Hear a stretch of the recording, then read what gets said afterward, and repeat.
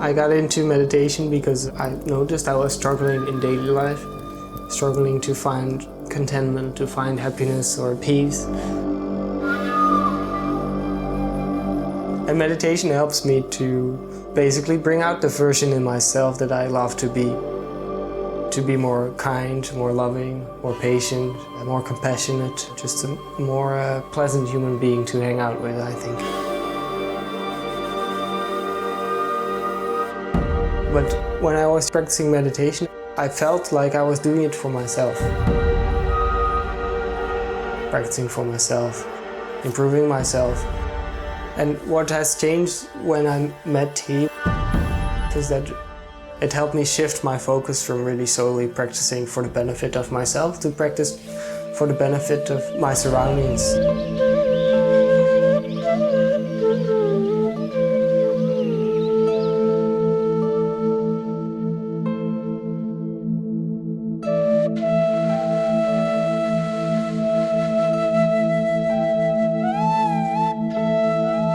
The birthplace of tea is in Yunnan, China. Tea has been growing there for millions of years. Tea ceremony itself is also very ancient and old. Tea ceremony very much comes from Zen. Zen monks were the first to domesticate tea.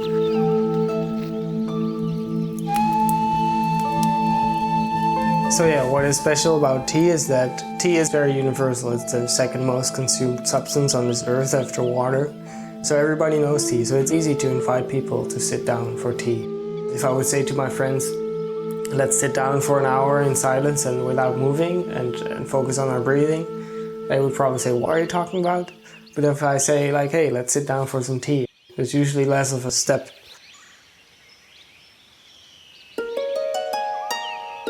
So the difference between just drinking tea and a tea ceremony, I think mainly is the intention with which we do it. Some people would react. They would say like, huh, really? Your life changed because you drank tea? But my uncle drinks tea for 30 years. A lot of it, shitloads of tea. And still, he's quite an asshole actually. The mind with which we show up to something makes a very big difference.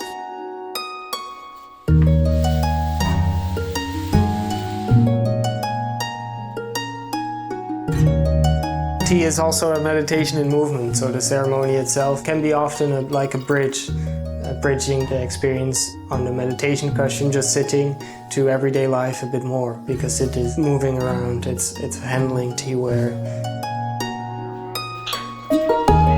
You know, life consists of the simple and ordinary things as well. You know, standing in line at the supermarket, cycling to work, or getting into the car, or brushing the teeth, taking a shower. All these ordinary things make up the most of our lives.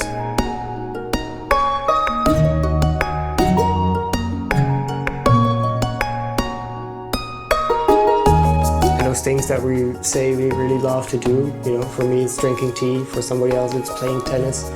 The percentage that I actually sit down and drink tea in my day-to-day life is quite small. So if I only am able to enjoy those things in life or to be present onto those things in life, then I miss out a lot.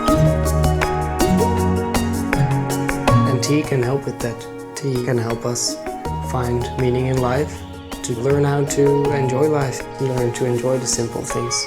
Life is too short to just forget about those.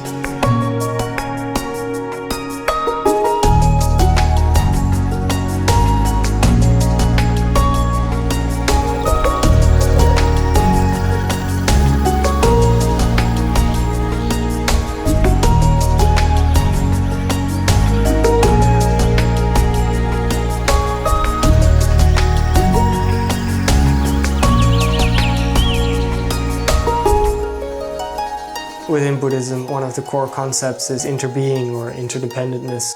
There are other words for it. But it gives me a doorway into experiencing how the sun and the moon and the plants and the trees, how they are connected to me as a human being in this world. And to really experientially feel that I am not a separate entity, existing solely by myself in isolation. Experiencing that through a cup of tea can be quite powerful.